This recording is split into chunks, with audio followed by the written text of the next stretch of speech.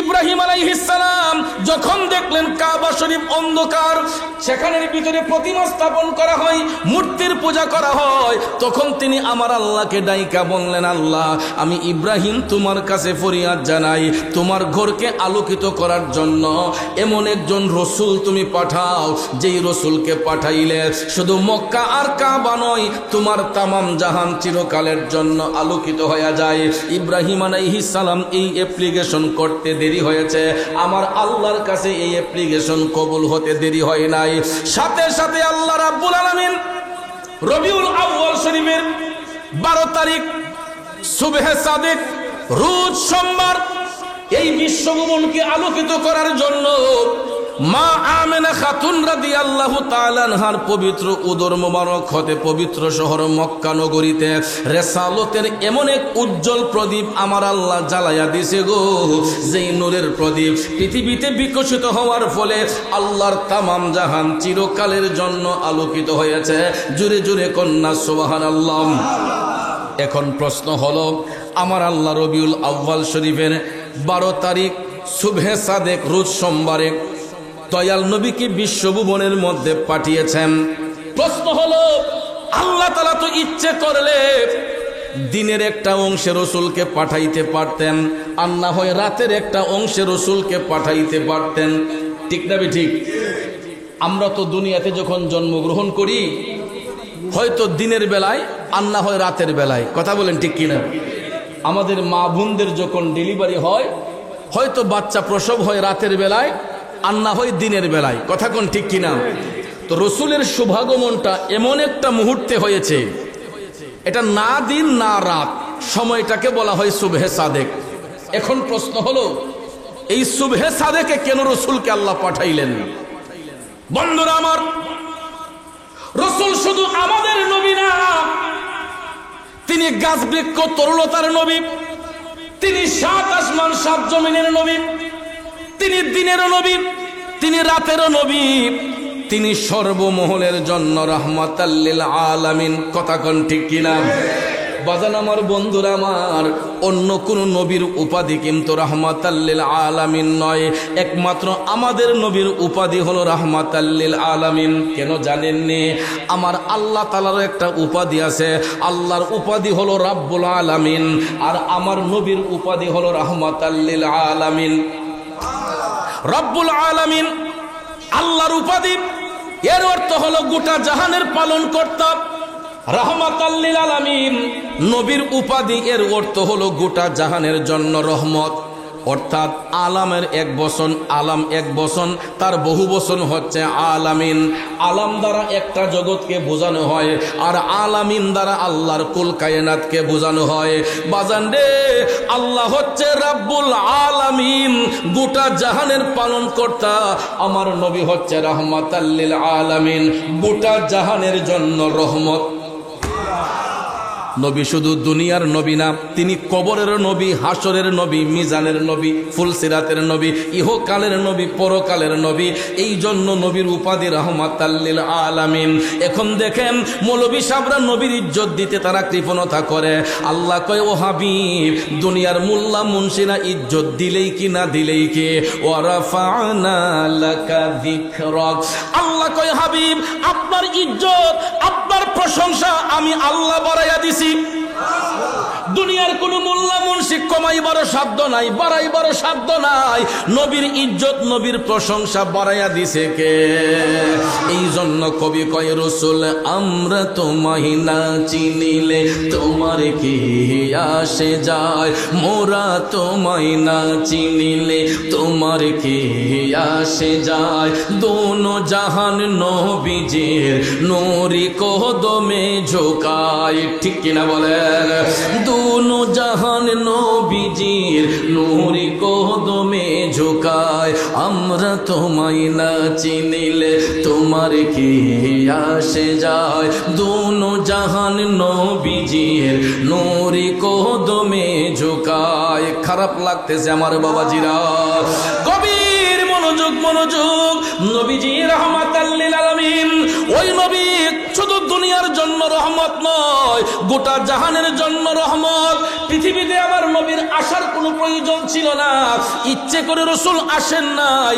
আল্লাহ তাআলা দয়া করে মায়া করে নূরের নবীর নূর মুবারককে সূরতে বাশার রূপে পৃথিবীতে পাঠিয়েছেন। রবিউল আউয়াল শরীফের 12 তারিখ সুবহে সাদেকের সোমবারে।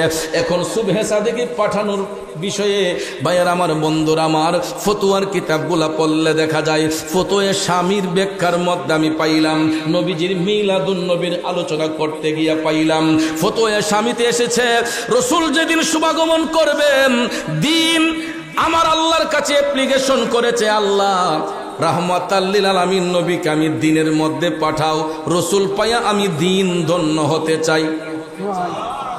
একইভাবে রাত আমার আল্লাহর কাছে অ্যাপ্লিকেশন করলো, আল্লাহ রাহমাতাল লিল আলামিন নবীকে আমি রাতের মধ্যে পাঠাও, নূরের নবীকে পাইয়া আমি রাত ধন্য হতে চাই।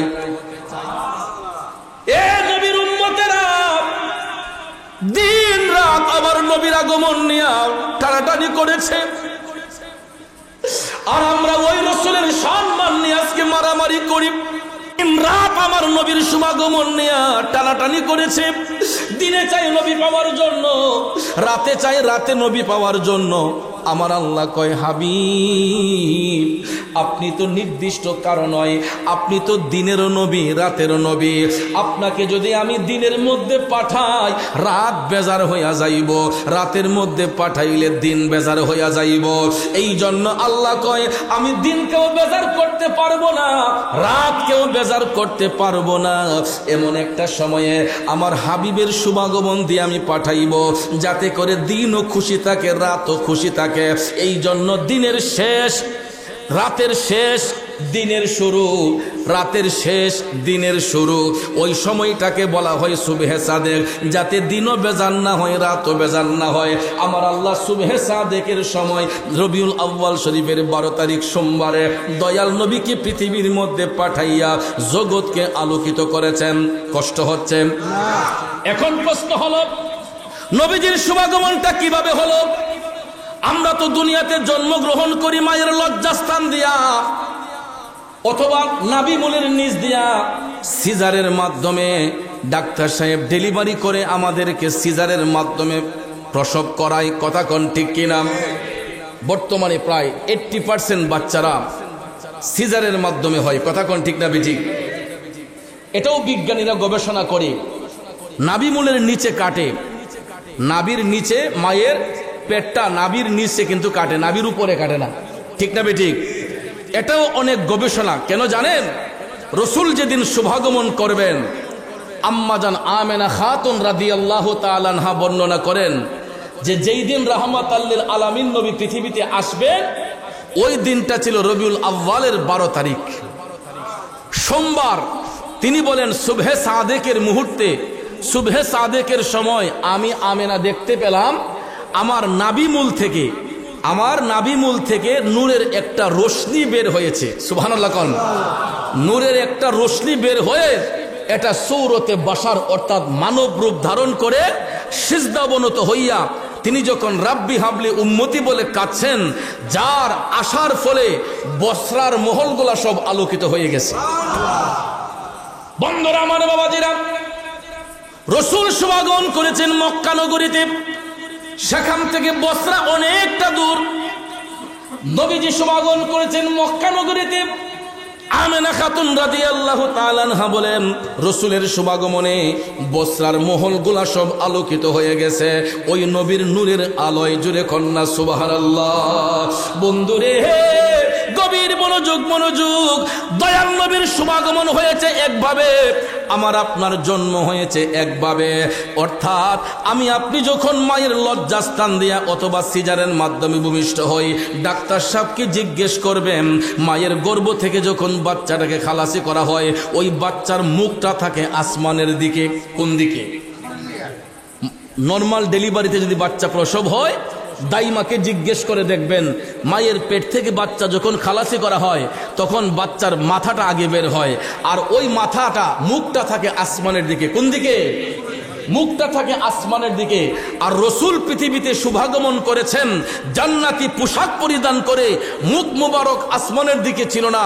তিনি সিজদা অবনত হয়ে জমিনের মধ্যে সিজদারত অবস্থায় শুভাগমন করে ইয়া রব্বি হাবলি উম্মতি, ইয়া রব্বি হাবলি উম্মতি বলে আল্লাহর দরবারে কান্না করেছেন। আল্লাহর দরবারে নবী সিজদায় পড়িয়া গুনাহগার উম্মতকে দাও মাফ করিয়া। রব্বি হাবলি বলে নবী কাঁদেন উম্মতের মায়ায়, নবী কাঁদেন মদিনায় আজো উম্মতের মায়ায়, নবী কাঁদেন মদিনায় আজো উম্মতের মায়ায়। দুরুদ পড়ে সবাই, দুরুদ পড়ে সবাই নবীকে সালাম জানাই, নবী কাঁদেন মদিনায় আজো উম্মতের মায়ায়। কথা বলেন ঠিক কিনা? বন্ধুরা আমার, বাবাজিরা, ওই নবীর শুভাগমন আমাদের সঙ্গে সৃষ্টির কোন বস্তুর সঙ্গে তুলনা হয় না। এটার আরেকটা কারণ হলো, দেখেন ডিফারেন্সটা বুঝাইবার জন্য নবীজির শুভাগমন আর আমাদের জন্মের মধ্যে পার্থক্যটা আপনাদেরকে বুঝাতে চেষ্টা করতেছে। হযরতে আনাস রাদিয়াল্লাহু তাআলা আনহু থেকে হাদিস কানা বর্ণিত, তিনি রাসূল করিম সাল্লাল্লাহু আলাইহি ওয়াসাল্লাম থেকে বর্ণনা করেছেন। দয়াল নবী বলতেছেন, আমি খোদার কসম খেয়ে বলতেছি, আমি আমার মওলা পাকের দরবারে এতই সম্মানিত, আল্লাহ তাআলা আমি রাসূলকে খতনাকৃত অবস্থায় দুনিয়ার মধ্যে পাঠিয়েছেন এবং আমার লজ্জাস্থান পৃথিবীবাসীর জন্য দেখা আমার আল্লাহ হারাম করে দিয়েছে। আরো জোরে কন্যা সুবহানাল্লাহ। অনেক ভাই সাহেবরা বলে নবীর জন্ম হয়েছে, নবীর জন্ম নয়, নবীর শুভাগমন হয়েছে। বন্ধুরা আমার, জন্ম কখন হয়েছে একমাত্র আল্লাহ আলামু। আমি গত জুমায় আমার মুসল্লিদেরকে জানিয়ে এসেছি তাফসিরে কাবিরের একটা বর্ণনা থেকে। তাফসিরে কাবিরের এক বর্ণনায় এসেছে, হযরতে জিবরাইল আলাইহিস সালাম আল্লাহর হাবিব সাল্লাল্লাহু আলাইহি সাল্লামের কদম মুবারক এসে জানতে চেয়েছিলেন, ইয়া রাসূলুল্লাহ, আমি জিবরাইল জানতে চাচ্ছি আপনার বয়সটা কত। সুবহানাল্লাহ কন্যান। আমার নবী মুস্কি হাসলেন, মুস্কি হেসে ইয়া রাসূল বললেন, ও জিবরাইল, আমার বয়স পরে বলবো, আগে বলো জিবরাইল তোমার বয়স কত। তখন জিবরাইল আলাইহিস সালাম ডাক দিয়া কয়, নবী গো, ইয়া রাসূলুল্লাহ, আমি জিবরাইলের বয়সটা কত আমি নিজেও অনুমান করতে পারি না, তবে নবী গো আমার এতটুক পর্যন্ত ধারণা আছে ৭০,০০০ বৎসর পর পর আকাশের মধ্যে একটা নূরের তারকা উদিত হতো আবার নিভে যেত। রাসূল বললেন, জিবরাইল বলো তো এই নূরের তারকাটা তুমি তোমার জীবনে কতবার দেখেছ? জিবরাইল আলাইহিস সালাম খুদার কসম খেয়ে বলতেছেন, নবী গো খুদার কসম খেয়ে বলতেছে, আমি জিবরাইল আমার বয়সে ওই নূরের তারকাটা আমি ৭২,০০০ বার দেখেছি। উঠতো কয় বছর পর পর? ৭০,০০০ বছর পর পর আকাশে নূরের তারকা উদিত হতো আবার নিভে যেত। জিবরাইল আলাইহিস সালামকে রাসূল বললেন, জিবরাইল তোমার জীবনে এই নূরের তারকাটা কতবার দেখেছো? তখন তিনি জাতের কসম খেয়ে বলতেছেন, ইয়া রাসূলুল্লাহ, আমি জিবরাইল আমার বয়সে এই নূরের তারকাটা আমি ৭২,০০০ বার দেখেছি। আমার রাসূল ডাক দিয়া কয়, জিবরাইল, ও জিবরাইল, যেই নূরের তারকাটা তুমি ৭২,০০০ বার দেখেছো, ওই নূরের তারকাই ছিলাম আমি নবী মুহাম্মদুর রাসূলুল্লাহ সাল্লাল্লাহু আলাইহি ওয়াসাল্লাম। জোরে জোরে কি সুবহানাল্লাহ বলা যাবে না? এই জন্য শায়ের বলেছেন, নূর ওয়ালা আয়া হে, নূর লেকর আয়া হে, সারে আলম মে দেখো কেসা নূর ছায়া হে। আসসালাতু আসসালামু আলাইকা ইয়া রাসূলুল্লাহ, আসসালাতু আসসালামু আলাইকা ইয়া হাবিবাল্লাহ। নূর নবী এসেছে নূর নিয়ে এসেছে, সেই নূরেতে সারা জাহান আলোকিত হয়েছে। আসসালাতু আসসালামু আলাইকা ইয়া রাসূলুল্লাহ, আসসালাতু আসসালামু আলাইকা ইয়া হাবিবাল্লাহ। জোরে জোরে বলুন না ইয়া রাসূলুল্লাহ। বন্ধুরা আমার, বাবাজিরা, তাইলে এবার চিন্তা করে দেখুন আমার নবীর বয়স কত হতে পারে। দুনিয়াতে 63 বছর আমার দয়াল নবীকে আল্লাহ তাআলা সূরতে বাশার রূপ দিয়ে পাঠিয়েছেন একমাত্র জগৎবাসীকে হেদায়েতের বাণী শিক্ষা দেওয়ার জন্য, এই জগৎকে আলোকিত করার জন্য, জাহিলি প্রথাকে দূর করার জন্য আমার আল্লাহ নূরের নবীকে বাশার রূপে পৃথিবীর মধ্যে পাঠিয়েছেন। ঠিক কিনা কোন? আপনারা সৌদি আরবে যারা যাবেন, সৌদি আরবে যারা যাবেন, এখনো আপনারা গেলে দেখবেন মেসফালা কবুতরের মাঠ, যেখানে বাঙালি হাজিরা বেশি থাকে, মেসফালা কবুতরের মাঠ দিয়া যখন হেরেম শরীফের দিকে যাবেন, আপনারা হেরেমে না ঢুইকা আরেকটু সোজা হাইটা গিয়া দেখবেন একটা ওভারব্রিজ আছে। এই ওভারব্রিজটার নিচে তাকাইয়া দেখবেন অনেকটা জায়গা পাক্কা করা নয়, এখানে গোল গোল কিছু চিহ্ন আছে। কি আছে? গোল গোল কিছু চিহ্ন আছে। এগুলাকে বলা হয় জিন্দা কবর। কি কবর? জিন্দা কবর বলা হয়। কি কবর বলা হয়? এটা কিয়ামত পর্যন্ত এই জায়গা পাক্কা হবে না, এটা এভাবেই থাকবে। কারণ পৃথিবীবাসী বোঝার জন্য যে জাহিলি যুগে কাফের মুশরিকরা তারা কেমন বর্বরতা কাজ করত। কারণ এই জিন্দা কবরগুলা হচ্ছে, যদি কারো ঘরে কন্যা সন্তান জন্ম নিত, এই কন্যা সন্তানকে জীবিত মাটির নিচে পুঁতে রাখতো। নাউজুবিল্লাহ কম। এবং যেই নারীর স্বামী মারা যায়, বিধবা নারী যারা, ওই বিধবা মহিলাদেরকে এরা জীবিত কবর দিয়ে ফেলতো। এদেরকে এরা অলক্ষী মনে করত। যাদের স্বামী মারা যায়, বিধবা নারীদেরকে অলক্ষী মনে করে এরা জীবিত পুঁতে রাখতো মাটির নিচে। আর এই জন্য এখানে গোল গোল কবরের চিহ্ন এখনো আপনারা সৌদি আরবে গেলে ইনশাল্লাহ, আমি তো আবারও 22 তারিখ যাচ্ছি, এই রানিং 22 তারিখ মক্কা শরীফ জিয়ারতে, মদিনা শরীফ জিয়ারতে। বাবাজিরা আমার, আমি বারবার দেখেছি তাকাইয়া অনেকক্ষণ ভাইবা। 2017 সালে যখন গেলাম তখন আমি ভাবলাম যে সব জায়গা পাক্কা, এই জায়গাটাই এরকম কেন? আমি যখন তাকাই আছি, একজন ভাই আমার পিঠে মরায় বলতেছে, হুজুর আপনি কি বাঙালি? আমি কই জি। তো আমিও বাংলাদেশি। কই এটা কি জানেন? আমি কই না ভাই, আমি তো জানি না। হুজুর এটা জিন্দা কবর। আমি কার এটা আবার কি? তখন উনি আমাকে বলল যে জাহিলি যুগে এই নারীদেরকে, যারা বিধবা নারী, তাদেরকে জীবিত মাটির নিচে পুঁতে রাখা হতো এবং কন্যা সন্তান জন্মগ্রহণ করলে এদেরকে মাটির নিচে জীবিত পুঁতে রাখা হতো। নাউজুবিল্লাহ কি বলবেন না? বন্ধুরা আমার, বাবাজিরা, এটাই ছিল জাহিলিয়তের খাসিয়ত। জাহিলি যুগে তাদের বর্বরতার খাসিয়ত। জীবিতরা মাটির নিচে পুঁতে রাখত। আমার মদিনার কামলিওয়ালা নবীর যখন শুভাগমন হলো, তখন এই অপবিত্রতা দূর হয়েছে। আমার রসুল পৃথিবীতে আসার পরে নারী সমাজের ইজ্জত দান করেছেন, নারীদেরকে মায়ের জাত হিসেবে স্বীকৃতি দিয়া নারীর মর্যাদা রসুল বাড়িয়ে দিয়েছেন। ঠিক না ঠিক? এই বন্ধুরা আমার, বাবাজিরা, আমার মদিনার কামলিওয়ালা নবী পৃথিবীর মধ্যে হেদায়েতের বাণী শিক্ষা দেওয়ার জন্য আমার আল্লাহ রাহমাতাল লিল আলামিন রূপে পাঠিয়েছেন। দয়াল নবী সূরতে বাশার রূপে এসেছেন। তাই বলে আমাদের মতো মানুষ মনে করবেন না। অনেকে রসুলকে মহামানব বইলা কয়, মানুষ ঠিক আছে, তিনি মহামানব, আমরা অতি মানব। নাউজুবিল্লাহ খান। এরকম ভাবে বইলা তিনি আমাদেরকে বুঝায় যে রসুলও আমাদের মতোই একজন রক্তে মাংসে গড়াই মানুষ। কিন্তু ভাইয়ার আমার, রসুল হচ্ছে সূরতান, অর্থাৎ সূরতে বাশার। তিনি মূলত মানুষ, হাকিকতে আল্লাহর নূর। সূরতে বাশার, হাকিকতে আল্লাহর নূর।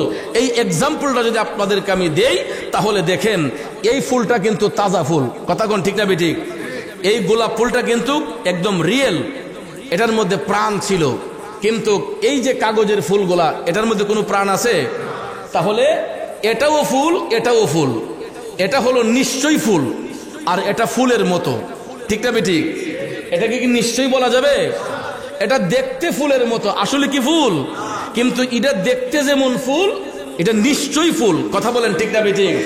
আমি আপনি দেখতে যেমন মানুষ, আমরা নিশ্চয়ই মানুষ। আমরা নিশ্চয়ই মানুষ। আর আমরা নিশ্চয় মানুষ বিদায় চন্দ্র সূর্যের সঙ্গে আমরা বাহাদুরি করতে পারি না, কারণ দিনের আকাশে চন্দ্র উদিত না হলে আমরা দিনের আলো দেখতে পাই না, রাতের আকাশে চন্দ্র উদিত না হলে আমরা জ্যোৎস্না দেখতে পাই না।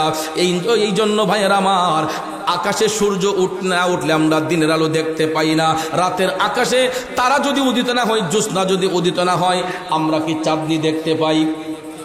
কিন্তু এই চাঁদের সাথে সূর্যের সাথে আমরা বাহাদুরি করতে পারি না। কেন পারি না?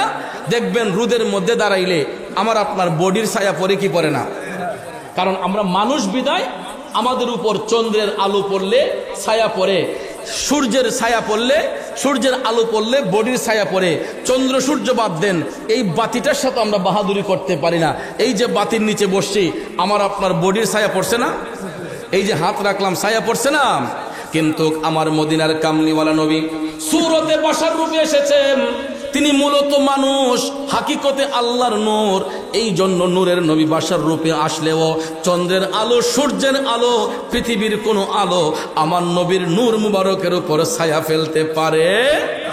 এই জন্য কবি বলেছেন, উनको साया ज़मीं पर ना पाया गया, नूर से नूर देखो जुदा ना हुआ, हमको आबिदी नबी पर बड़ा नाज है, क्या भला मेरी आका का अंदाज है, जिससे सरसों मिलियो शिफा पा गया, के है रसूल अल्लाह ही अल्लाह, ये खुदा के है रसूल अल्लाह, बीबी आमिना की फूल, अल्लाह जश्न आमदे रसूल। चेहराए मुस्तफा जब दिखाया गया, चुप गई तारे और चांद शर्मा गया। पढ़िए सुबहान अल्लाह। आशिकों का भाइयों, शायर ये फरमाया, চেহারায়ে মুস্তাফা जब দেখায়া গয়া, যখন হাবিবের নূর মুবারক পৃথিবীতে প্রকাশ করা হলো, আমার নবীর নূরের ঝলক দেখে চন্দ্রের আলো, সূর্যের আলো লজ্জায় এরা চুপ হয়ে গেছে। কি হয়ে গেছে? লজ্জায় চুপ হয়ে গেছে। এই জন্য কবি বলতেছেন, চেহারায়ে মুস্তফা जब दिखाया गया, चुप गई तारे और चांद शर्मा गया, आमिना देख कर मुस्कुराने लगी, हवा मरियम भी खुशियां मनाने लगी, आमिना बीबी सबसे ये कहने लगी, दुआ हो गई कबूल, अल्लाह दुआ हो गई कबूल, अल्लाह ही अल्लाह, अल्लाह ही अल्लाह, बोलो अल्लाह ही अल्लाह, अल्लाह ही अल्लाह, बोलो अल्लाह ही अल्लाह, बीबी आमिना की फूल, अल्लाह जश्न आमदे रसूल। ओ शादियाँ ने खुशी को बजाएंगे, शादी के नगमे सबको सुनाएंगे, हर तरफ शोर सल्ले अला हो गया, आज पैदा हबीबी खुदा हो गया, फिर तो जिब्रील ने भी ऐला किया, खाकी तैयबा तेरी धूल, अल्लाह ही अल्लाह, जब की ग़ैरा तेरी धूल, अल्लाह ही अल्लाह, जश्न आमदे रसूल। ओ उनको साया ज़मीं पर ना पाया गया, नूर से नूर देखो जुदा ना हुआ, हमको आबिद नबी पर बड़ा नाज है, क्या भला मेरी आका का अंदाज है, जिससे सरसों मिलियो शिफा पा गया, ये खुदा के है रसूल, अल्लाह अल्लाह ये खुदा के है रसूल अल्लाह ही अल्लाह जश्ने आमदे रसूल अल्लाह बीबी आमिना के फूल हे अल्लाह अल्लाह ही अल्लाह बोलो अल्लाह ही अल्लाह अल्लाह ही अल्लाह बोलो अल्लाह ही अल्लाह बीबी आमिना के फूल हे अल्लाह जश्ने आमदे रसूल। ए नबीर प्रेमिकारा আমার নবীর শুভাগমনের পরে 63 বছর জিন্দেগি কাল মুবারক এই পৃথিবীর মধ্যে সূরতে বাশার রূপে রাসূল কাটিয়েছেন। চন্দ্রের আলো সূর্যের আলো পৃথিবীর কোনো আলো আমার নবীর নূর মুবারকের উপরে ছায়া ফেলতে পারে নাই, কারণ আমরা মানুষ। রাসূল সূরতে বাশার, হাকিকতে তিনি আল্লাহর নূর। কথা কোন ঠিক কিনা? এই জন্য আরেকটা পার্থক্য হলো আমি আপনি দুনিয়াতে আসি উলঙ্গ হইয়া, আর আমার রাসূল পৃথিবীতে আসছেন জান্নাতি পোশাক পইরা। আরো পার্থক্য হলো আমি আপনি জন্মগ্রহণ করার পরে বয়স যখন 7 বছর 8 বছর হয় তখন আমাদের সুন্নতে খতনা হয়। কথা বলেন, মুসলমানের দাওয়াত পান না? বাচ্চা জন্মগ্রহণ করলে 7 বছর 8 বছর হলে বাবা বিদেশ থাকলে আগে থেকেই প্রিপারেশন নিয়ে আসে, এবার গিয়ে আমার ছেলের সুন্নত কাজটা করামু, আমার ছেলের খতনা করামু। কথা কোন ঠিক না ঠিক? ভাইয়ার আমার, বন্ধুর আমার, তখন বাচ্চার বয়স যদি 7 হয় 8 হয়, সুন্নতে খতনা যখন করানো হয় তার লজ্জাস্থানটা যারা পাশে বসা থাকে তাদের নজরে পড়ে কিনা? জোরে কোন পড়ে কিনা? আমার রাসূল বলতেছেন যে আমি আমার রবের নিকট এতই সম্মানিত, আল্লাহ রাব্বুল আলামিন আমি রাসূলকে খতনাকৃত অবস্থায় পৃথিবীতে পাঠিয়েছেন, এবং আমি রাসূলকে এতই সম্মানিত করেছেন, আমার লজ্জাস্থান পৃথিবীবাসীর জন্য দেখা হারাম করে দিয়েছেন। ইভেন এই আয়াতে পাকে, এই হাদিস শরীফের হাসিয়ার মধ্যে বর্ণনা করা হয়েছে যে রাসূল নিজের লজ্জাস্থানের দিকে পর্যন্ত কোনোদিন তাকান নাই। রাসূল জীবনে কখনো তিনার আপন লজ্জাস্থান মুবারকের দিকে তাকান নাই, কারণ আমার নবী তাকাইবার কোনো প্রয়োজন নাই, কারণ নবীজির পেশাব মুবারক নূর, পায়খানা মুবারক নূর। কথা কোন ঠিক না ঠিক? বন্ধুরা আমার, বাবাজিরা আমার, রাসূল যখন পেশাব মুবারক করতেন সাহাবায়ে কেরাম সেটা আতর রূপে গ্রহণ করতেন, শরবত হিসেবে পান করে ফেলতেন। রাসূল যখন পায়খানা করতেন গো, আমার নবীর পায়খানা মুবারকটা জমিন গিলে ফেলতো। আরো জোরে কর না সুবহানাল্লাহ। এবং শুধু তাই নয়, আমার আপনার পায়খানার মধ্যে সুগন্ধ না দুর্গন্ধ? দেখেন, টয়লেট ছাড়া যদি কেউ রাস্তার মোড়ে পায়খানা করে আর কেউ যদি এই পাশ দিয়ে হাইটা যায়, তখন দেখবেন রুমাল নাকে দিয়া তারে বকাবকি করে। কথা কোন ঠিক না বেটি? আই হাই রে, এটা কুন্ডার করে কুন্ডাই কাম করছে রে। কথা বলে। এবং আমার আপনার পেশাব যেটা, এটা অ্যাসিডের কাম করে। কিসের কাজ করে? দেখবেন 2-3 দিনে যদি এক জায়গার মাঝে পেশাব করে, এই জায়গার ঘাস পর্যন্ত জ্বলা যায়। ঠিক না বেটি? বাবারে, মানুষের পেশাবের এত তেজ এবং এত দুর্গন্ধ, বিভিন্ন পাবলিক টয়লেটে গিয়ে যদি প্রস্রাব করতে যান দেখবেন নাকের মধ্যে একটা দুর্গন্ধ লাগে। তখন অনেক মানুষ বিব্রত বোধ করে, এত নোংরা পরিবেশ, পায়খানা করলে নোংরা পরিবেশ, গন্ধ সহ্য হয় না। কিন্তু আমরা এমন একজন নবীর উম্মত, যেই নবীর পেশাব মুবারকে সুগন্ধ, পায়খানা মুবারকে সুগন্ধ। চিল্লাইকে সুবহানাল্লাহ বলবেন না?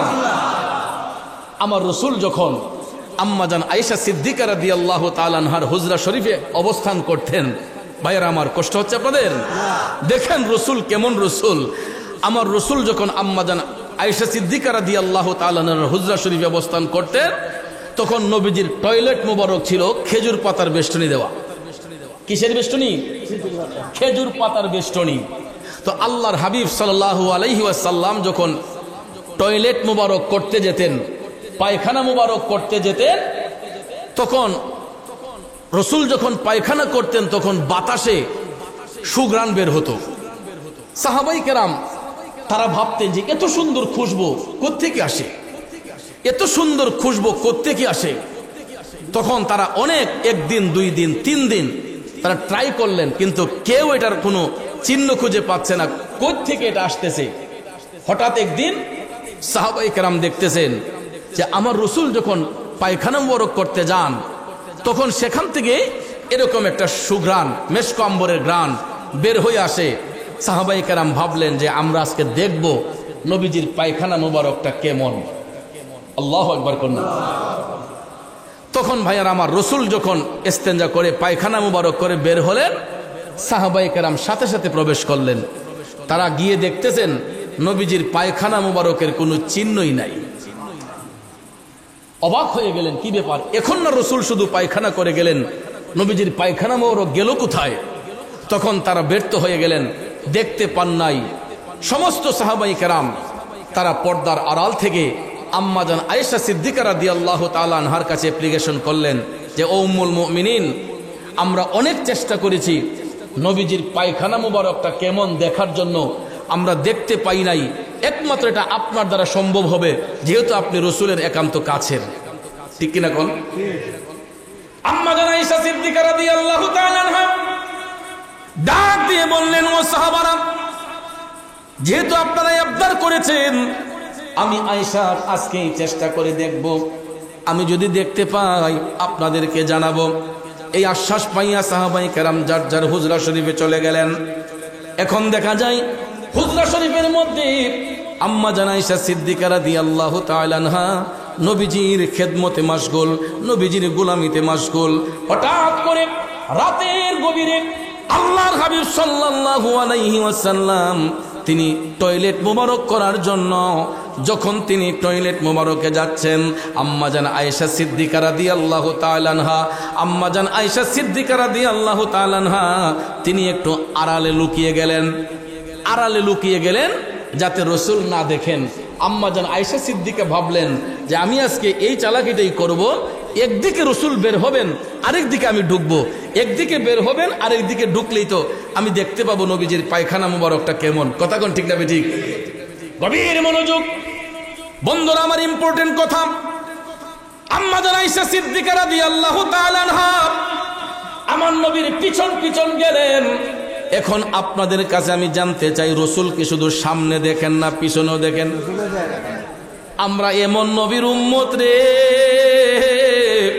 যেই নবী সামনে যেমন দেখেন পিছনে তেমন দেখেন, ডাইনে যেমন দেখেন বামে তেমন দেখেন, উপরে যেমন দেখেন তাহাতা সারা পাতালের শেষ সীমা পর্যন্ত আমার রসুল দেখেন। কথা কোন ঠিক কিনা? আল্লাহর সৃষ্টি জগতের মধ্যে যতটা জগৎ সমূহ রয়েছে, আমার আল্লাহ পাক রব্বুল আলামিন দেখে কুদরতের নজরে, আমার রসুল দেখে রহমতের নজরে। এই বিশ্বাস আপনাদের আছে না নাই? জোরে জোরে বলেন, আছে না নাই? কার কার আছে দুইটা হাত তুলে দেখাই। নারায়ে তাকবীর, নারায়ে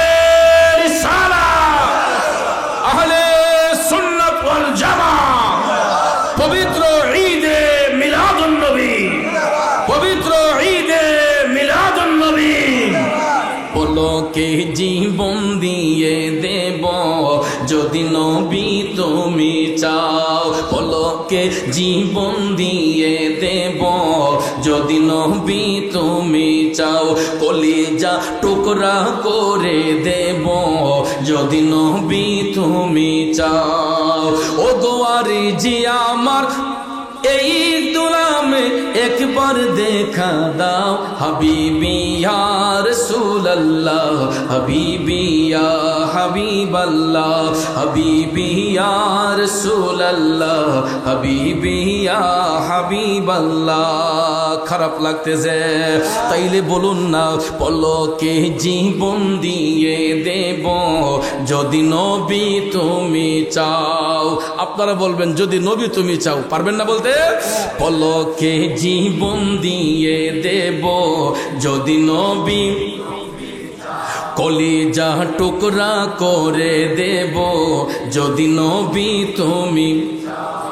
ও গো আরি জি আমার এই গোলামের একবার দেখা দাও, হাবিবি ইয়া রাসূলুল্লাহ, হাবিবি ইয়া হাবিবাল্লাহ, হাবিবি ইয়া রাসূলুল্লাহ, হাবিবি।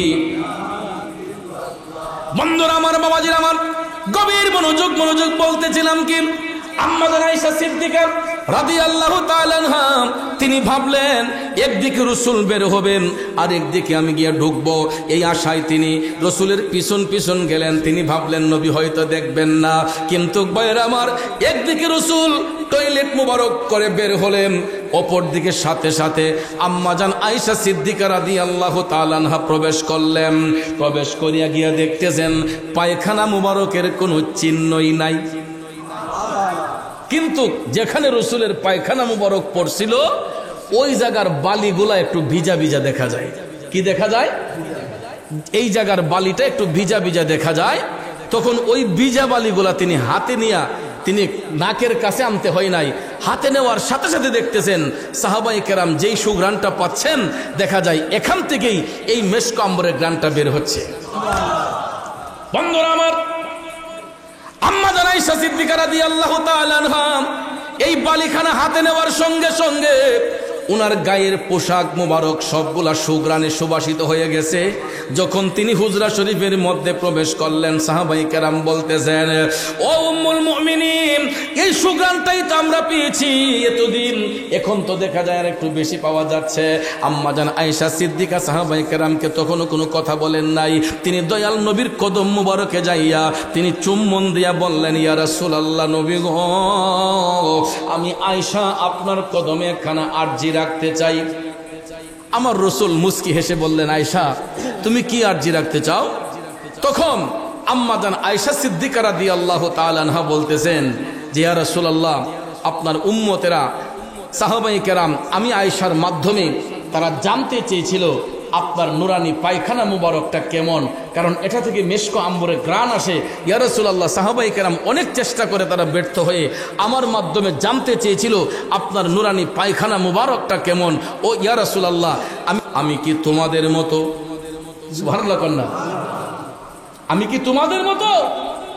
সুবহানাল্লাহ কন্যা। আইয়ুকুম মিসলি, রাসূল বলতেছেন আরবিতে, আইয়ুকুম মিসলি, আমি কি তোমাদের মতো? এই কথা বলার সঙ্গে সঙ্গে আম্মা জান আয়েশা সিদ্দিকা রাদিয়াল্লাহু তাআলা আনহা মাথা মুবারক নিচু করে ফেললেন। তখন আমার মদিনার কামলিওয়ালা নবী ডাক দিয়া বললেন, প্রাণের আয়েশা গো, ও প্রাণের আয়েশা, আমি নবী যখন পায়খানা করতে যাই জমিনগুলা হা করে বসে থাকে সেটা পান করার জন্য, এই জন্য জমিনগুলা হা করে বসে থাকে। এটা জমিনে পড়তে দেরি হয়, জমিন গিলতে সেটা দেরি করে না। আয়েশা রে, এটা জমিনে পড়তে দেরি হয় কিন্তু জমিন গিলতে দেরি করে না।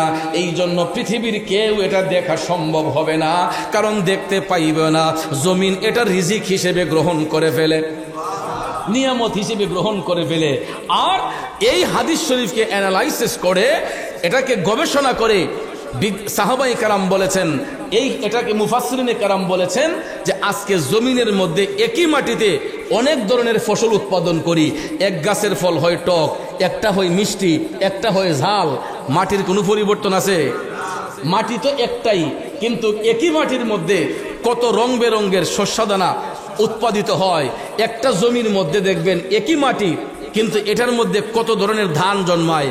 একটা বিরুন ধান, একটা আমন ধান, একটা আপনার এই চিনিগুড়া, এরকম বিভিন্ন ধরনের ধান এখন উৎপাদন হয়। কথা বলে ঠিক না বেঠিক? সব ধানের ভাত কি একই মজা? মজার মধ্যে পার্থক্য আছে না? দিয়েছেন কে? আর বরকত বাড়িয়েছেন একমাত্র নবীর কারণে। কথা কোন ঠিক না বেঠিক? এই জন্য ভাইয়ার আমার, যা কিছু করি না কেন নবী নিয়ে কোনো মারামারি করা যাবে না, নবী নিয়ে কোনো বাড়াবাড়ি করা যাবে না। কারণ দুনিয়াতে যেমন নবীর প্রয়োজন, কবরে গেল আমার নবী ছাড়া কেউ আপন।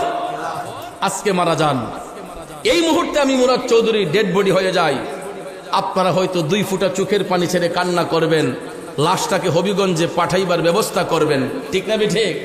বা আমার স্বজনদেরকে টেলিফোন দিবেন, আসেন মুরাদ চৌধুরী মারা গেছে, আপনাদের মুরাদ চৌধুরীর লাশটা এসে রিসিভ করে নিয়ে যান। আমার স্বজনরা হাউমাউ করে কান্নাকাটি করে তারা পাগল পাড়া হয়ে গাড়ি নিয়ে আসবে। ভাইয়ার আমার, দেখেন দুনিয়াতে আমরা কেমন মানুষকে ইজ্জত দেই। যখন দেহের মধ্যে প্রাণ থাকে তখন আমার স্থান হয় আপনার ঘরে ড্রয়িং রুমে, আপনার বেডরুমে, বক্স পালঙ্গের মধ্যে, জাজিমের মধ্যে আমার স্থান হয়, আমার ঘরের মধ্যে দামি দামি খাট পালং, সেটার মধ্যে আমার অবস্থান হয়, কিন্তু আমি ঘরের কর্তা। তা সত্ত্বেও যদি আমার দেহ থেকে প্রাণটা বের হইয়া যায়, দেহ থেকে যখন প্রাণটা বের হইয়া যায়, তখন দেখবেন আর জাজিমওয়ালা বিছনার মধ্যে এই বডিটা রাখা হয় না। যদি গ্রামে গঞ্জে হয়, জার থেকে 2-1টা কলা গাছ কাইটে আনে, 3টা কলা গাছের টুকরা করে এটার উপর চাটি বিছাইয়া আমাদের নিতর দেহটারে শূন্য এই কলা গাছের উপরে শোয়া পাতলা একটা চাদর দিয়া দাফনের আগ পর্যন্ত রাখা হয়। ঠিক না ঠিক? দুনিয়াতে তখন পরিচয় ছিল এমপি সাহেব, মন্ত্রী সাহেব, চেয়ারম্যান সাহেব, মেম্বার সাহেব, সমাজপতি, শিল্পপতি, অমুক সাহেব, তমুক সাহেব, কিন্তু ডেড বডি হইয়া যাওয়ার সঙ্গে সঙ্গে আমার আপনার নাম হইয়া যায় লাশ। ঠিক না ঠিক? যত কোটিপতি বলেন, শিল্পপতি বলেন, নাম হয়ে যায় কি? সবাই আইসা কয় লাশ দাফন হইব কোন সময়? অমুক সাহেবের লাশ না, শুধু আইসা বলেন যে লাশটা দাফন হইব কোন সময়, জানাজা কয়টার সময়। ভাইয়ার আমার টাইম নির্ধারণ করা হয়, স্বজনরা কান্নাকাটি করে, সন্তানরা কান্নাকাটি করে। দোকানের 3 টুকরা মার্কিন কাপড় পেঁচাইয়া বড়ই পাতার গরম জল দিয়া গোসল দিয়া, বড়ই পাতার গরম জল দিয়া গোসল দিয়া 3 টুকরা সাদা মার্কিন কাপড় পেঁচাইয়া গো, স্বজনরা যখন কাঁধে লইয়া কবরে যায়, কবরে যাওয়ার পরে কবরের পারে যাইয়া বাবার যদি 3টা সন্তান হয়, কয় তোমরা 3 ভাইয়ে তোমার বাবারে কবরে শোয়া দাও নিজের হাতে। বাজাম 3টা ভাই কবরে নামে, স্বজনরা হয়তো কবরে নামে, বাবার লাশটা স্বজনরা মিল্লা কবরের মধ্যে শোয়াইয়া পাশ দিয়া যখন আস্তে আস্তে বন্ধ করতে শুরু করে, দেখবেন ছিদ্রগুলা যখন আস্তে আস্তে বন্ধ হয়, একজন একজন করে উঠা যায়, টান দিয়া উঠাইয়া ফেলে। শেষ পর্যন্ত পায়ের কাছে যেই লোকটা থাকে, এখন সেখানে বাঁশ দেওয়ার জন্য আরো 2 জন টান দিয়া ওই লোকটারও উঠাইয়া ফেলে। কথা বলেন ঠিক না? তখন কবরের মধ্যে পড়ে থাকি শুধু আমরা একা লাশ হইয়া, নাকি অন্য কেউ যায়? একা লাশ হইয়া পড়ে থাকি। তারপরে দেখবেন বাঁশের চড়ার দিয়া, চাষ দিয়া, চাটি দিয়া আস্তে আস্তে 2 পাশের মাটি টাইনা টাইনা টাইনা টাইনা কবরটাকে সমান করে 40 কদম দূরে যাই কই একবার আলহামদু শরীফ পড়েন, 3 বার কুল হুয়াল্লাহ পড়েন, এরপরে যে যেই দুরূদ শরীফ পড়েন দুরূদ শরীফের আমল পড়েন, মিলাদ শরীফ দোয়া মুনাজাত কইরা যার যার মতো করে স্বজনরা যার যার বাড়িতে চলে যায়। আর আওলাদরা ঘরে যাইয়া বাবার জন্য 1 দিন 2 দিন 3 দিন কান্দে, এরপরে 4 দিনের বেলায় চোখের পানি শুকাইয়া যায়। কথা কোন ঠিক কিনা? তাইলে কবরে যে বাবারে রাখলাম, যেই বাবারে না দেখলে পরাণ বাঁচে না, যেই মারে না দেখলে পরাণটা ছটফট ছটফট করে রে, নিজের হাতে বাবারে কবরে শোয়াইলাম, মারে কবরে শোয়াইলাম। 3 দিন যায়, 5 দিন যায়, 10 দিন যায়, মাস যায়, বছর যায়, যুগ যায়, 1 যুগ 2 যুগ 3 যুগ পার হইয়া যায় রে, আর কোনো খবর জানলাম না কবরের মধ্যে মা কেমন আছে, বাবা কেমন আছে। এই জন্য ভাইয়ের আমার, আমি আপনি খবর না রাখলেও কবরের মধ্যে একজন আপন হইয়া যায়, তিনি হলেন দুজাহানের বাদশাহ, দয়ার নবী, মায়ার নবীজি। কথা কোন ঠিক কিনা? এই জন্য কবি বলেছেন, নবী ছাড়া ওই কবরে নাই রে বান্ধব নাই, নবী ছাড়া ওই কবরে নাই রে বান্ধব নাই, হাসরেতে নবী ছাড়া নাই দরদি নাই, হাসরেতে নবী ছাড়া নাই দরদি নাই, নবী ছাড়া ওই কবরে নাই রে বান্ধব নাই, নবী ছাড়া ওই কবরে নাই রে বান্ধব নাই। কথা বলেন ঠিক কিনা? তাইলে কেন এত নবী নিয়ে মারামারি? এ বন্ধু, ওই নবী তো আমার আপনার শত্রু নয়, নবী এখনো কান্দে, কিয়ামত পর্যন্ত নবী উম্মতি উম্মতি বলে কান্দে রে। আর আজকে উম্মত হইয়া আমরা মনুষ্যত্ব বোধ হারাইয়া ফেলছে, উম্মত হইয়া মানবতা বোধ হারাইয়া ফেলছে, মানুষ মানুষের কাতার আর পাওয়া যায় না। এ বন্ধুরা আমার, আপনারা গত পরশু দিনের ঘটনা দেখেছেন, দেখেন নাই? শুধু লম্বা পাগড়ি জুব্বা পরলেই ওলি হয় না, লম্বা জুব্বা মাথায় পাগড়ি মুখে দাড়ি রাখলেই শুধু ওলি নয়। ওলি হওয়ার বৈশিষ্ট্য আছে। ওলি 2 প্রকার। 1 নম্বর প্রকার হলো ওলিয়ে তাশরিঈ, আর 1 নম্বর হচ্ছে ওলিয়ে তাকভিনী। ওলিয়ে তাশরিঈ বলা হয় যারা মাদারজাত ওলি, অর্থাৎ মাতৃগর্ভে থাকা অবস্থায় অলির দফতরে যাদের নাম লেখা হয় এদেরকে বলা হয় ওলিয়ে তাশরিঈ, অর্থাৎ যারা মাদারজাত অলি, যেমন হুজুর গাউসে পাক আব্দুল কাদের জিলানী। কষ্ট হইতেছে আপনাদের? তারপরে ওলিয়ে তাকভিনের মধ্যে 3টা স্তর হয়। কয়টা স্তর হয়? ওলিয়ে তাকভিনের মধ্যে 3টা স্তর। আমালুশ শরীয়ত কিতাবে ইমামে ইশকে মোহব্বত আলা হযরত লিখেছেন যে পীর হওয়ার লক্ষণ হলো যারা শরঈ জ্ঞান দিয়ে হবে, অর্থাৎ শরীয়তের আমল দিয়ে যারা পীর হবে তাদেরকে কয়েকটা কিতাব সম্পর্কে জানতে হবে। একটা হলো তাফসিরে জালালাইন শরীফ, যেটা ফাজেলে পড়ানো হয়। আরেকটা হলো মিশকাতুল মাসাবি, এটাও ফাজেলে পড়ানো হয়। তারপরে আরেকটা কিতাব হচ্ছে ফতুয়ার কিতাব হেদায়া। এই 3টা কিতাব সম্পর্কে জানতে হবে, আরেকজনকে শিক্ষা দেওয়ার মতো যোগ্যতা থাকতে হবে। এইরকম অ্যানালাইসিস যারা করে, এইরকম ভাবে রিসার্চ করবে, যারা শরঈ আমলে যারা নিজেকে পাক্কাপুক্ত করবে, ওই ব্যক্তিরা পীর হতে পারে এজাজত ক্রমে। কি ক্রমে? এজাজত ক্রমে। আরেক ধরনের পীর হবে যারা শরঈ জ্ঞান দিয়ে পাক্কাপুক্ত হইয়া যারা তাসাউফ গবেষণা করে, এলমে মারেফতের জ্ঞান যারা অর্জন করেছে। কিসের জ্ঞান? এলমে মারেফতের জ্ঞান, অর্থাৎ চোখ বন্ধ করলে শুধু দুনিয়া নয়, আল্লাহর আরশ পর্যন্ত দেখতে পায়।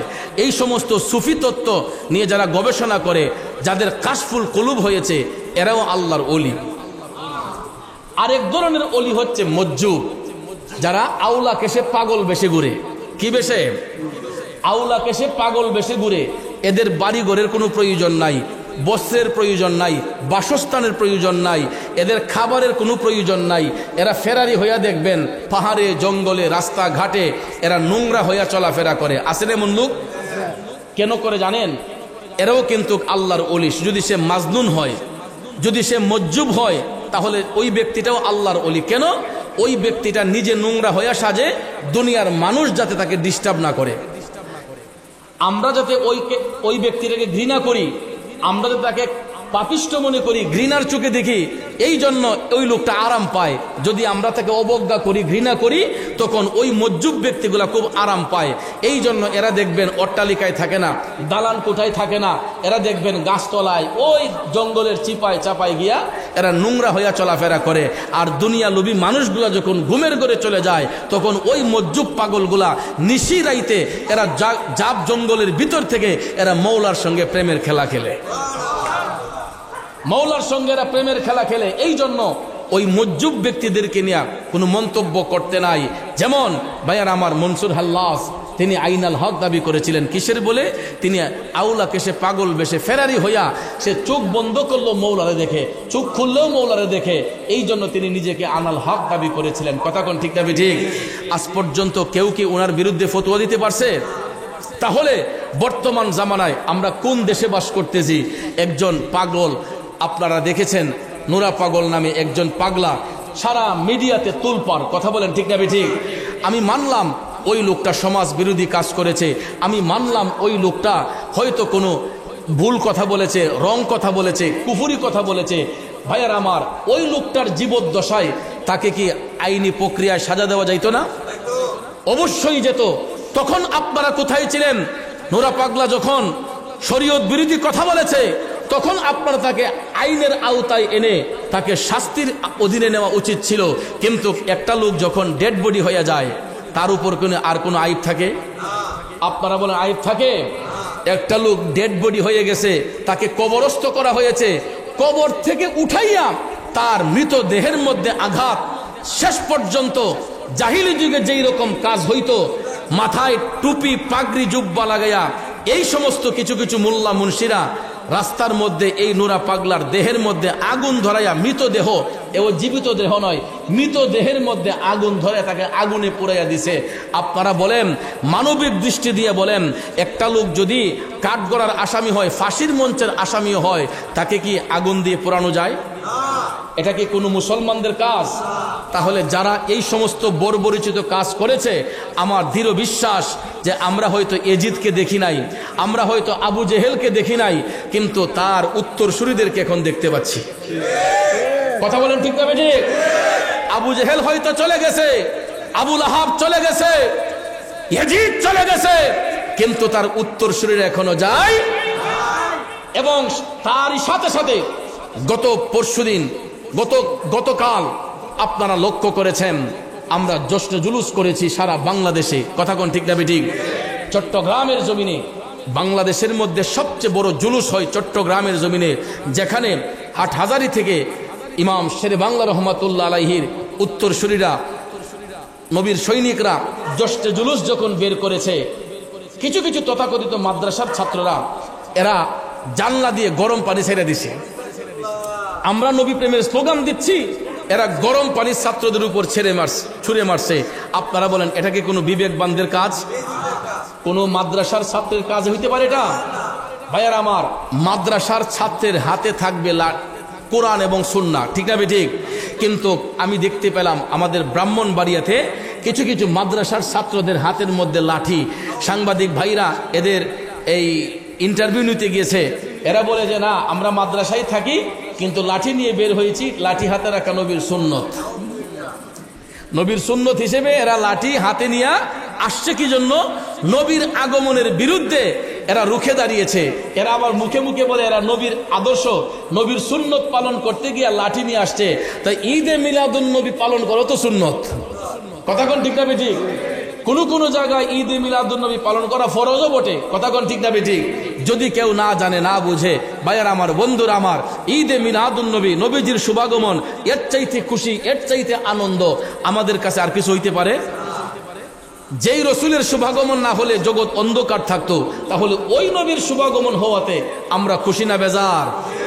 এই জন্য আমার আশিকি ভাই লিখছেন ঈদে মিলাদুন নবীর মাহফিল, ঈদে মিলাদুন নবীর মাহফিল প্রথম করছেন রাব্বানা, ইমানদার গণ জুলুস করো না, ইমানদার গণ জুলুস করো না, ঈদে মিলাদুন নবীর মাহফিল, ঈদে মিলাদুন মাহফিল প্রথম করছেন রাব্বানা, ইমানদার গণ জুলুস করো না, ইমানদার গণ। বন্ধুরা আমার, বাবাজিরা, ঈদে মিলাদুন নবী মুমিনদের আনন্দের মাস। ঈদে মিলাদুন নবী এটা মুমিনদের খুশি হওয়ার দিন, কথা বলেন ঠিক না বেঠে? এই জন্য বাজান আপনারা বলেন রসুল পৃথিবীতে এসেছেন ঝগড়া করার জন্য, মারামারি করার জন্য, কাটাকাটি করার জন্য, সমস্ত ঝগড়াকে দূরীভূত করার জন্য, সমস্ত হিংসা নিন্দাকে দূরীভূত করার জন্য আমার মদিনার কামলিওয়ালা নবীর নূর মুবারক আল্লাহ তাআলা পৃথিবীতে পাঠিয়েছেন। তাইলে ওই নবী পাইয়া আমরা খুশি না বেজার? জোরে বলেন খুশি না বেজার? ভবিষ্যতে জশ্নে জুলুস আরো বড় হবে না ছোট হবে? বড় করতে চাই না ছোট করতে চাই? আপনারা এই বছরও এই এলাকার অনেক মানুষ আপনারা ভৈরবের জমিনে জশ্নে জুলুসে অংশগ্রহণ করেছেন। আমি দেখতে পেলাম নবী প্রেমিকদের যেই মনের যে একটা আনন্দ, আমি দেখতে পাইলাম কিছু কিছু ভাই চকলেট হাতে নিয়া, ঠান্ডা পানি হাতে নিয়া তার আরেক ভাইকে পান করাচ্ছে, আরেক ভাইকে পান করাচ্ছে। এটাই তো নবীর শিক্ষা, কথা কোন ঠিক না ঠিক? এটাই হলো ইমানদারদের শিক্ষা, এটাই হবে মুমিনদের শিক্ষা। আর আমাদের দেশের মধ্যে এখন কিছু কিছু মনুষ্যত্বহীন মানুষ আছে যারা ওপেনলি মানুষকে খুন করতেছে, মানুষকে মেরে ফেলতেছে, জুলাইয়া শাস্তি দিচ্ছে, হাত কেটে ফেলতেছে, পাও কেটে ফেলতেছে, গলা কেটে ফেলতেছে, এইগুলো আবার সোশ্যাল মিডিয়াতে প্রচার করছে। ভাইয়ের আমার, বন্ধুরা আমার, জাহিলি যুগ হয়তো আমরা দেখি নাই, কিন্তু বর্তমানে কিছু কিছু জাহেলদের খাসিয়ত আমরা এখন দেখতেছি, কথা কোন ঠিক না ঠিক? আল্লাহ যেন এদেরকে হেদায়ত দান করে, সবাই আমিন কন। এবং নবীর মহব্বত আল্লাহ যেন আমাদের অন্তরে পয়দা করে। আর বিশেষ করে দেখেন, হুব্বে মোস্তফার প্রেম অন্তরে থাকলে লাভটা কি হয় দেখেন। আবুল আহাব জান্নাতি না জাহান্নামী? জাহান্নামী না? আবুল আহাব জাহান্নামী, আবু জেহেল জাহান্নামী। আবুল আহাব জাহান্নামী হলেও বৎসরে একদিন তার কবরের মধ্যে শান্তি আসে। আবুল আহাবের কবরে বৎসরে একদিন কি আসে? জান্নাতের হাওয়া বর্ষণ হয় বৎসরে একদিন। আর ওই দিনটা কোন দিন জানেন? সোমবার দিন। ওই দিনটা কোন দিন? সোমবার দিন, রবিউল আউয়াল শরীফের 12 তারিখ সোমবারে আবুল আহাব আমার নবীর আগমনে খুশি হয়েছে, খুশির সংবাদ পেয়েছিল। কারণ আবুল আহাবের ঘরের মধ্যে একজন দাসী ছিল, তার নাম ছিল সুয়াইবা। নাম কি? আবুল আহাবের ঘরের দাসীর নাম ছিল সুয়াইবা। রাসূল যেদিন শুভাগমন করবেন, সুয়াইবা জানতে পারলো রাহমাতাল লিল আলামিন নবীর শুভাগমন হয়েছে। সুয়াইবা আবুল আহাবের ঘর থেকে বাইরে ছিল। রাসূলের শুভাগমনের কথা শুই না সুয়াইবা মনের খুশিতে হাইসা হাইসা আবুল আহাবের ঘরের মধ্যে যখন প্রবেশ করলো, আবুল আহাব ডাক দেয়া কয়, কিরে সুয়াইবা, আজকে তোর মনে এত আনন্দ কেন? আজকে তোর ভিতরে এত খুশি কেন? সুয়াইবা ডাক দেয়া কয়, আপনি কি জানেন না আজকে পৃথিবীতে কার শুভাগমন হয়েছে? আবুল আহাব কয়, কার? কয়, আজকে পৃথিবীতে রাহমাতাল লিল আলামিন নবীর শুভাগমন হয়েছে। হযরত মুহাম্মদ মুস্তাফা সাল্লাল্লাহু আলাইহি ওয়াসাল্লামের শুভাগমন হয়েছে। তখন আবুল আহাব একটু মুস্কি হাসি দিয়েছিল। ও আমার বাতিজা আসছে। আবুল আহাব খুশি হইয়া বলছিল, ও আমার বাতিজা আসছে। বাতিজার শুভাগমনের খুশি হয়েছিল রবিউল আউয়ালের 12 তারিখ সোমবারে। এই জন্য ভাইয়ের আমার, আবুল আহাব যখন দুনিয়া ছেড়ে কবরে চলে গেল, তার কবরের মধ্যে তো আযাব, কিন্তু রবিউল আউয়ালের 12 তারিখ যখন আসে বা সোমবার যখন আসে, আবুল আহাবের কবরের মধ্যে ভাইয়ার আমার তার শাহাদাত আঙ্গুল দিয়ে জান্নাতের নহর বের হয়, আর এটা সে চুষতে থাকে। আর ওই দিন তার কবরের মধ্যে একটু আরাম থাকে। কারণ আবুল আহাব বলছে যে আমি যদি পুনরায় আবার দুনিয়াতে যাইতাম, তাহলে কিয়ামত পর্যন্ত দয়াল নবীর মহব্বতে ঈদে মিলাদুন নবী পালন করতাম। আমার রাসূলের শুভাগমনে আমি একটু আনন্দ হয়েছিলাম, খুশি হয়েছিলাম, যেই কারণে আল্লাহ রাব্বুল আলামিন সোমবারে আমার কবরের মধ্যে জান্নাতের নহর পাঠান এবং জান্নাতের হাওয়া বর্ষণ করেন। তাহলে বোঝা গেল যে রবির আগমনে যারা খুশি উদযাপন করে, এরা দুনিয়া ছেড়ে যাবার পরও কবরের মধ্যে শান্তিতে বসবাস করে। তাহলে ভাইয়ের আমার, দুনিয়ার মানুষ আমাদেরকে যা ইচ্ছা তাই বলুক, আমাদের কিছু আসে যায়? লোকে আমায় পাগল বলে, লোকে আমায় পাগল বলে, আমার দুঃখ লাগে না। আমাকে পাগল করেছে আরবের ওই মদিনা, আমাকে পাগল করেছে আরবের ওই মদিনা। লোকে আমায় পাগল বলে, আমার দুঃখ লাগে না। আমাকে পাগল করেছে আরবের ওই মদিনা, আমাকে পাগল করেছে আরবের ওই মদিনা। ঠিক কিনা বলেন? লোকের মন্দ পুষ্পচন্দ, লোকে মন্দ বলুক, তাতে কিছু যায় আসে না। আমরা নবীর গোলামি করছি, করতে থাকিব কিয়ামত পর্যন্ত। কথা কোন ঠিক না ঠিক? আমরা নবীর গোলামি করতেছি, করতে থাকিব। নাকি অসুবিধা আছে? নবীর গোলামি ছাড়া কোনো মুক্তি আছে? নবীর গোলামি ছাড়া কোনো মুক্তি নাই। এই জন্য ভাইয়ার আমার, আল্লাহ রাব্বুল আলামিন যেন আমি সহ আমাদের সকলের অন্তরে যেন হুব্বে মোস্তফার প্রেম, ইশকে মোস্তফার প্রেম আল্লাহ যেন দান করে। ভাইয়ার আমার, বন্ধুর আমার, লোকের মন্দ পুষ্পচন্দ, আমাদেরকে অনেকে ভণ্ড বলে, আমাদেরকে অনেকে বেদাতি বলে, আমাদেরকে জিলাফি খুর বলে, আমাদেরকে সিন্নি খুর বলে। এগুলা বললে আমরা বড় মজা পাই। আমরা বড় মজা পাই। কেন পাই? কারণ এই মিলাদ শরীফ পড়ি নবীর মহব্বতে, তাবারক বক্ষণ করি নবীর মহব্বতে, জিলাফি খাই নবীর মহব্বতে, বিরিয়ানি খাই নবীর মহব্বতে। নাকি কেউরে গাইলিয়া বৈজ্ঞান আমরা নবীকে তাজিম করে, মিলাদ শরীফ পড়ে, সালাম দিয়ে, কিয়াম করে, তারপরে আল্লাহর কাছে ইস্তেগফার করে, মুনাজাতের মাধ্যমে আল্লাহ তাআলা আমাদেরকে সেই নিয়ামত দেন, আমরা এটা ভক্ষণ করি। অসুবিধা আছে? ভাইয়ের আমার, বন্ধুর আমার, এদের নসিব নাই, এর লেগে আলগা থেকে হেরা জ্বলে। কথা কোন ঠিক না ঠিক? জ্বলে দিকই হেরা আমরার উপরে গরম পানি সারে, আর আল্লাহ আমরার অন্তরটারে শীতল করে দেয়। কথা কোন ঠিক না ঠিক? একটু দুরূদ শরীফ পড়েন। আল্লাহুম্মা সাল্লি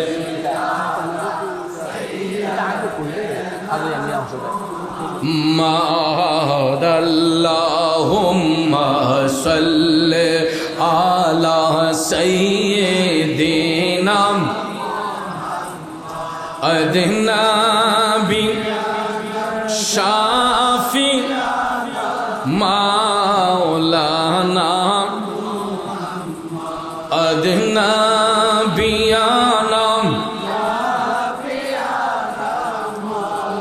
আল্লাহ নাম মুহাম্মদ এমন নবীজির উম্মত আমরা, যেই নবীর নাই তুলনা, যাহার উপর দুরূদ বেজেন দয়াল প্রভু রব্বানা। আল্লাহুম্মা সাল্লি আলা মাশাআল্লাহ মুহাম্মদ নবী শাফি মাওলানা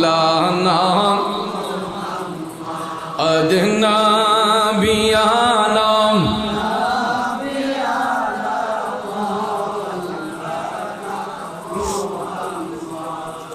আমাদের দেশে কিছু কিছু ভাইয়ের সবরা কয় মিলাদুন নবী মানি না, সিরাতুন নবী কায়েম করি। কথা কোন ঠিক না ঠিক? কয় মিলাদুন নবী নিপাত যাক, সিরাতুন নবী কায়েম হোক, এরকম স্লোগানও আমাদের কানে আসে, শুনতে পাওয়া যায়। আপনারা বলেন আগে মিলাদ নাকি আগে সিরাত? মৌলবী অর্থই জানে না। মিলাদ শব্দের অর্থ জন্ম বা শুভাগমন, আর সিরাত শব্দের অর্থ হলো আখলাক বা চরিত্র। কি সিরাত শব্দের অর্থ? চরিত্র, আখলাক। আর মিলাদ শব্দের অর্থ জন্ম বৃত্তান্ত বা শুভাগমন। তো মিলাদুন নবী, নবীর জন্ম বৃত্তান্ত, নবীর শুভাগমন, এটা আমাদের জন্য খুশি না বেজার? এই জন্য আমরা এটা আনন্দের সহিত পালন করি। ঈদে মিলাদুন নবী, নবীর শুভ আগমন, এটা মুমিনদের জন্য খুশির বিষয়। সিরাতুন নবী সাল্লাল্লাহু আলাইহি ওয়াসাল্লাম, অর্থাৎ নবীজির আখলাক মোবারক। সিরাত মানে চরিত্র, সিরাতুন নবী নবীর চরিত্র। সিরাতুন নবী সাল্লাল্লাহু আলাইহি ওয়াসাল্লাম, নবীজির আখলাক মোবারক, চরিত্র মোবারক, এগুলাকে আমাদের জন্য পালন করা দরকার আছে না নাই? নবীর জীবনী অনুসরণ করে, নবীর আখলাক, নবীর চরিত্র ধারণ করে চলা আমাদের দরকার আছে না? তাহলে যদি রসুলের শুভাগমন না হতো, আমরা কি নবীজির সিরাত পাইতাম?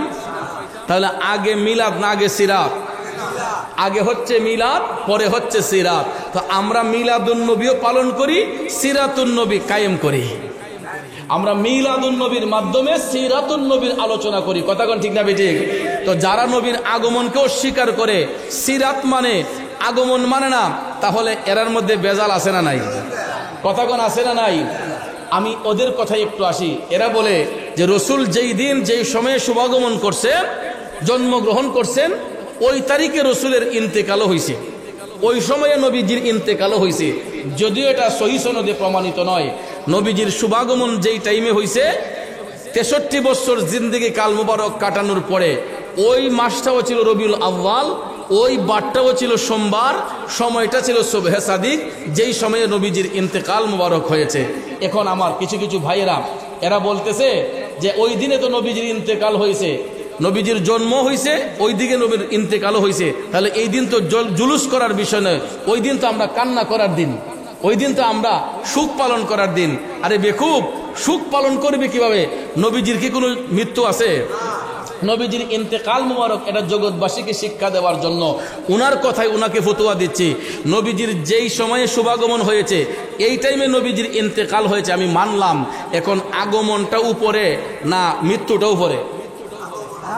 আমার আল্লাহ আগমন দিয়া নবীর উফাতরে এমনভাবে শিল দিছে, যাতে করে রবিউল আউয়ালের 12 তারিখ কেউ আমার নবীর ইন্তেকাল দিবস পালন করতে না পারে। ওই দিন পালন করবে জশ্নে জুলুস ঈদে মিলাদুন নবী। কথা কোন ঠিক কিনা? আমরা ঈদে মিলাদুন নবী পালন করি, সিরাতুন নবীর আলোচনা করি। আল্লাহ রাব্বুল আলামিন যেন আমি সহ আমাদের সবাইকে যেন সহি বুঝদান করে, জশ্নে জুলুস ঈদে মিলাদুন নবীর মহব্বত অন্তরে ধারণ করার তৌফিক দান করে। সবাই বলেন আমিন। প্রিয় বাবাজিরা আমার, রাত 1টা হয়ে গেছে, অনেক রাত রাত 2টা হয়ে গেছে, 2টার কাছাকাছি। তো আমরা একটু মিলাদ শরীফ, কিয়াম শরীফ করব। আমি আবার আগামীকাল আমার প্রোগ্রাম চট্টগ্রামে, সেখানে যেতে হবে। তো আমরা একটু জিকির করব। অবশ্যই কিয়ামে মুস্তফার মাধ্যমে আমরা জিকির করব, শান শুনব। তারপরে অবশ্যই বলবো ইনশাআল্লাহ, সব বলবো, গজল একটা না আর কয়েকটা বলবো। আমরা নবীজিকে সালাম দিয়ে একটু জিকির করে কয়েকটা শান শুনে তারপরে আমরা দোয়া মুনাজাত করে তাবারও গ্রহণ করে বাড়িতে যাব। কষ্ট হবে আপনাদের? আর আমি অতি আনন্দিত, এখানে এসে দেখতেছি আমার মসজিদের অনেক মুসল্লি যারা প্রতি শুক্রবারে আমার সাথে নামাজ পড়ার জন্য ভৈরব চলে যান, এখান থেকে অনেক মুসল্লি আছেন ভৈরবে গিয়ে আমার সাথে নামাজ পড়েন। আমি আপনাদেরকে মোবারকবাদ জানাই, ধন্যবাদ জানাই। আপনারা এত দূর থেকে কষ্ট করে গিয়ে জুমা নামাজ পড়েন।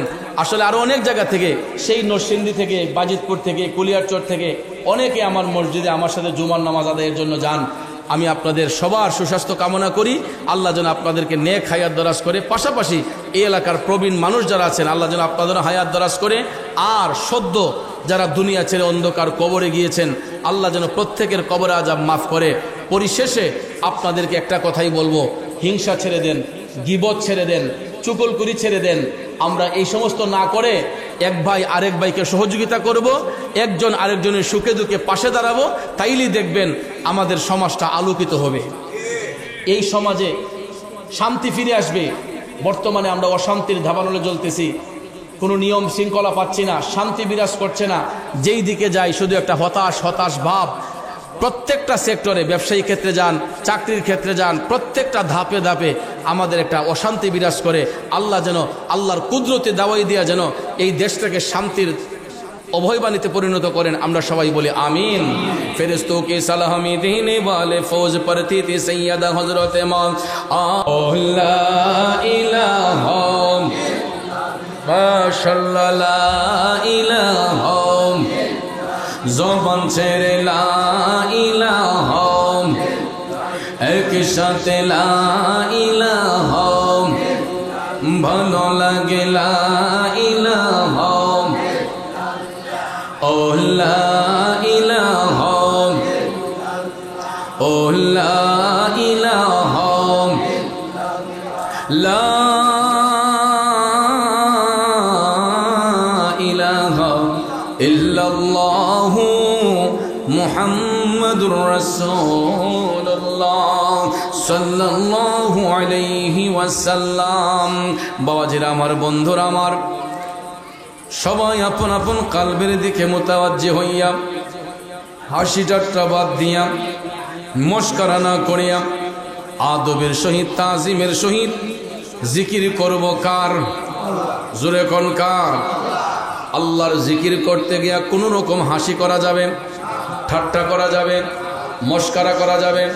তাইলে বাজান অন্তরে কান লাগাইয়া সবাই আপন আপন কালবের দিকে মুতাওয়াজ্জি হইয়া একটু জোরে সোরে আমার সাথে আল্লাহ পাকের জিকির করুন। ইসমে জাত আল্লাহ আল্লাহ আল্লাহ আল্লাহ আল্লাহ আল্লাহ আল্লাহ আল্লাহ আল্লাহ আল্লাহ আল্লাহ আল্লাহ আল্লাহ আল্লাহ আল্লাহ আল্লাহ ও মাবুদ মাওলা রে ডাকি আমরা তোমারে আল্লাহ আল্লাহ আল্লাহ আল্লাহ আল্লাহ আল্লাহ আল্লাহ আল্লাহ ও মাবুদ মাওলা রে ডাকি আমরা তোমারে আল্লাহ আল্লাহ আল্লাহ আল্লাহ আল্লাহ আল্লাহ আল্লাহ। আজকের মাহফিল কবুল করো রে তোমার রহমান নামটির খাতিরে। আজকের মাহফিল কবুল করো রে তোমার নূর নবীজির খাতিরে। ও মাবুদ মাওলা রে ডাকে আমরা তোমারে আল্লাহ আল্লাহ আল্লাহ আল্লাহ আল্লাহ আল্লাহ ও মাবুদ মাওলা রে ডাকি আমরা তোমারে মাশাআল্লাহ আল্লাহ আল্লাহ আল্লাহ আল্লাহ আল্লাহ আল্লাহ আল্লাহ। আল্লাহর নবী গো মায়ার নবী গো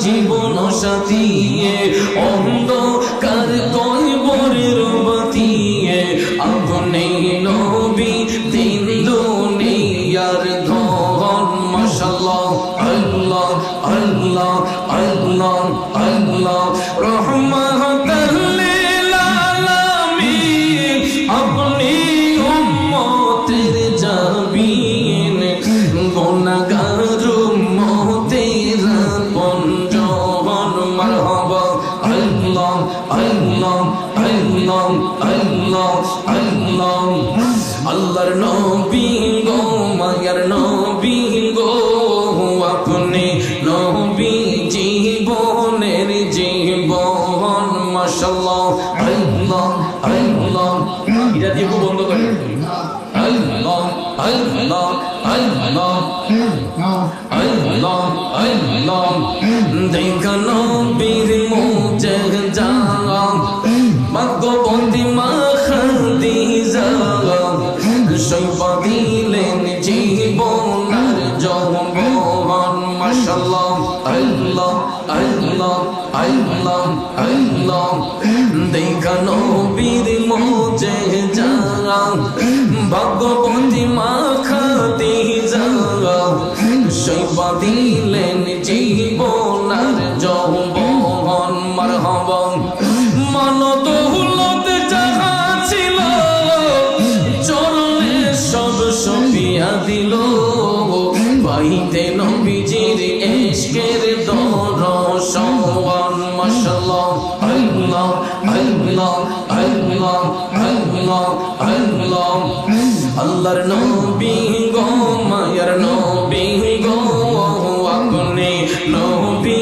জীবনের জীবন মারহাবা আল্লাহ আল্লাহ আল্লাহ আল্লাহ আল্লাহ দেখিয়া হযরত বিল্লাল প্রেমেতে হইয়া মাতাল জীবন যৌবন করিল কুরবান মারহাবা আল্লাহ আল্লাহ আল্লাহ আল্লাহ দেখিয়া হযরত বিল্লাল প্রেমেতে হইয়া মাতাল জীবন যৌবন করিল কুরবান মারহাবা আল্লাহ আল্লাহ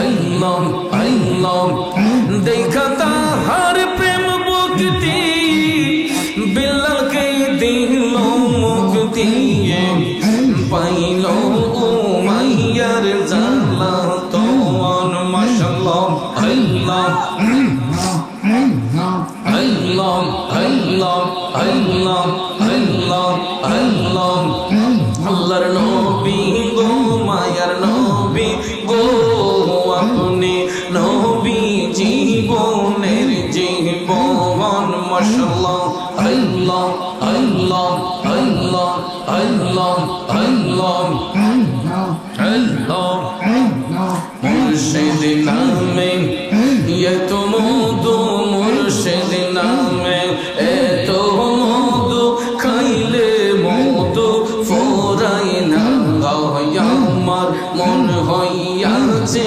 দিওয়ানা মাশাআল্লাহ আল্লাহ আল্লাহ আল্লাহ মুর্শিদ নামে এত যে মধু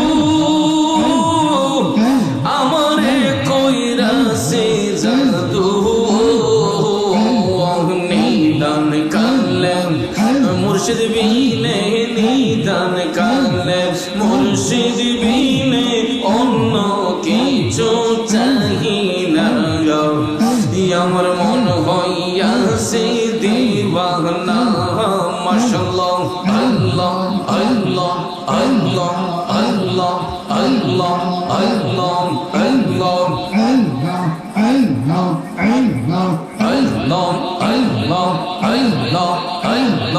আল্লাহ আল্লাহ আল্লাহ নবী বিনে বান্ধব কে গো না আই গো মুমিন বাংলায় নবী বিনে বান্ধব কে গো না আই মারহাবা আল্লাহ আল্লাহ আল্লাহ আল্লাহকে করিতে খুশি নবীর প্রেমে হো দাসী আল কোরআনে ঘোষণা দেই তাই গো মুমিন ভাই নবী বিনে বান্ধব কে হো নাই মাশাআল্লাহ আল্লাহ আল্লাহ লা ইলাহা ইল্লাল্লাহ মুহাম্মাদুর রাসূলুল্লাহ সাল্লাল্লাহু আলাইহি ওয়াসাল্লাম একটা চিৎকার মেরে বলি মারহাবা জীবনে হবে কি আপনার দিদার ইয়া রাসূলুল্লাহ সেই আশায় রয়েছি আমি গুনাহগার ইয়া রাসূলুল্লাহ জীবনে হবে কি আপনার দিদার ইয়া রাসূলুল্লাহ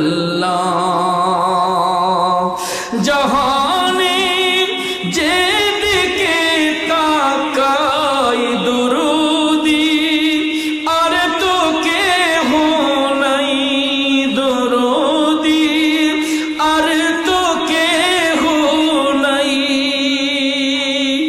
আপনি যে এই গোলামদের হন মদদগার ইয়া রাসূলুল্লাহ জীবনে হবে কি আপনার দিদার ইয়া রাসূলুল্লাহ আপনাকে পেয়েছেন যিনি খোদাকে পেয়েছেন তিনি ইয়া রাসূলুল্লাহ খোদাকে পেয়েছেন তিনি আপনি যে রহমতের ভান্ডার নবীজি ইয়া রাসূলুল্লাহ জীবনে হবে কি আপনার দিদার ইয়া রাসূলুল্লাহ সেই আশায় রয়েছি আমি গুনাহগার ইয়া রাসূলুল্লাহ সবাই বলি ইয়া রাসূলুল্লাহ আর একটু জোরে বলি ইয়া হাবিবাল্লাহ বাবাজির আমার আমাদের আর কোনো সম্বল নাই আমাদের একটাই সম্বল হুব্বে মুস্তাফার প্রেম ইশকে মুস্তাফার প্রেম আমরা নবীর গোলামি ছাড়া আর কিছু চাই না কথা কোন ঠিক না ঠিক দুনিয়াতে যতদিন বেঁচে থাকবো আল্লাহ রাব্বুল আলামিন যেন আমি সহ আমাদের সবাইকে হকের উপর প্রতিষ্ঠিত রাখেন আমরা যেন হক পথে চলতে পারি আর বর্তমান চলমান পরিস্থিতিতে আমরা ঝগড়া ফেসাদ দিয়ান দরবার এগুলোতে যাব না কারণ মানুষ মানুষের জন্য ঠিক না ঠিক